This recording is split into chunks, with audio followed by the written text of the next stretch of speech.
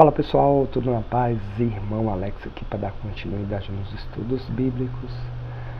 Se por acaso queira receber as mensagens, manda um oi pro meu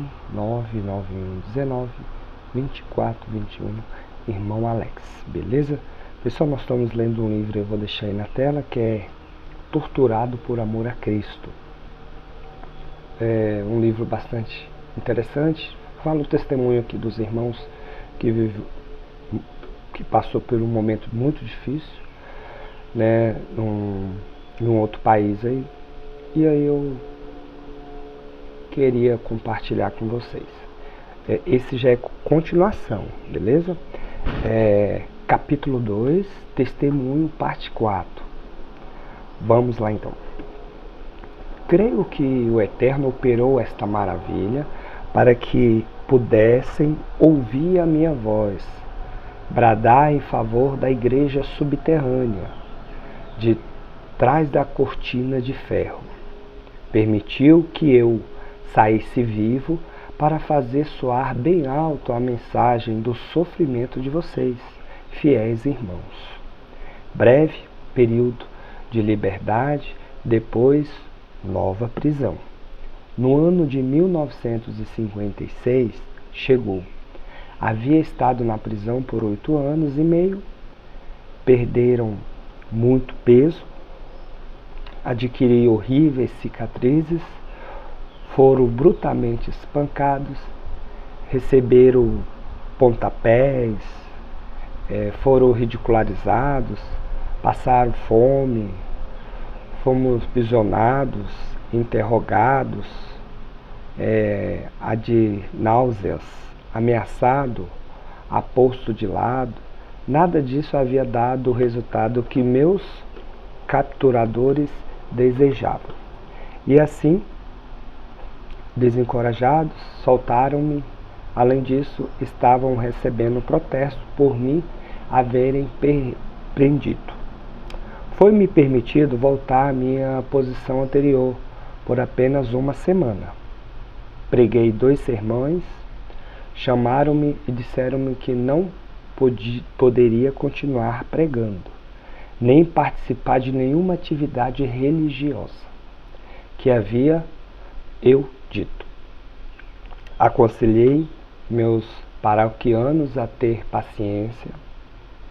paciência e mais paciência. Isso significa que você está dizendo a eles que não tenham paciência, e os americanos virão e os livrarão. Interessante, né? Ele estava...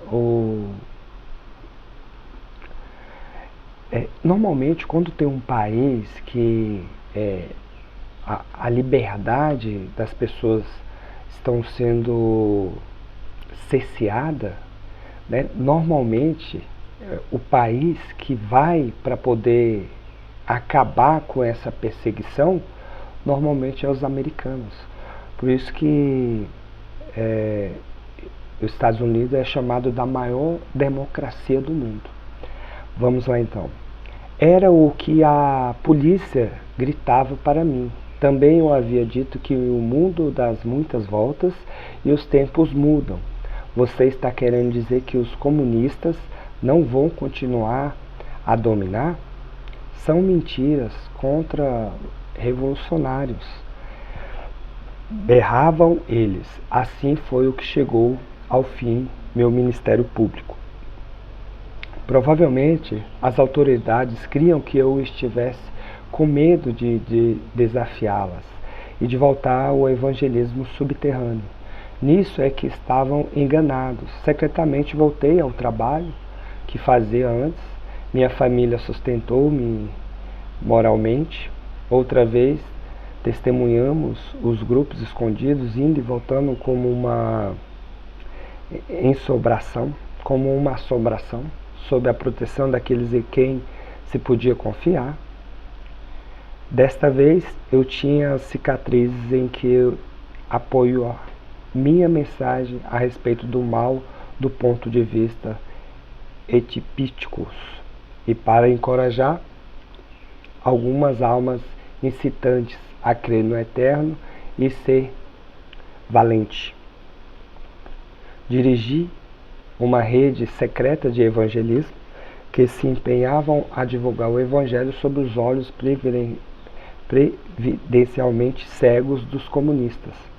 Afinal, se alguém pode ser tão cego ao ponto de não ver a mão do Eterno agir, poderá também não ver um evangelista em ação. Finalmente, o interesse incessante da polícia em minhas atividades e em saber por onde eu andava findou. Fui descoberto outra vez e novamente preso. Por alguma razão, desta vez não prenderam minha família, talvez por causa da publicidade feita a meu respeito. Tiveram 8 anos e meio de prisão e 3 de liberdade relativa, agora ir ser preso por mais 5 anos e meio. Minha segunda prisão foi sob muitos aspectos pior que a primeira. Sabia perfeitamente o que estava por vir. Minha condição física tornou-se péssima, quase que imediatamente, mas continuamos o trabalho subterrâneo da igreja subterrânea nas prisões subterrâneas comunistas. Fizemos um acordo, nós pregávamos, eles nos batiam. Proibiam-me determinantemente de pregar aos outros prisioneiros. Ficou entendido que quem fosse apanhado pregando recebia uma tremenda surra. Vários de nós resolvemos pregar o preço do privilégio de pregar, portanto aceitamos as condições deles. Era um acordo. Nós pregávamos e eles nos batiam. Éramos felizes pregando. Estavam felizes em nos espancar. Por seguinte, todos estávamos felizes. Vamos terminar por aqui. Mas que situação, hein, pessoal? Eu não tem como não fazer um comentário, né? Mas é uma situação assim que a gente fica sem palavras, né?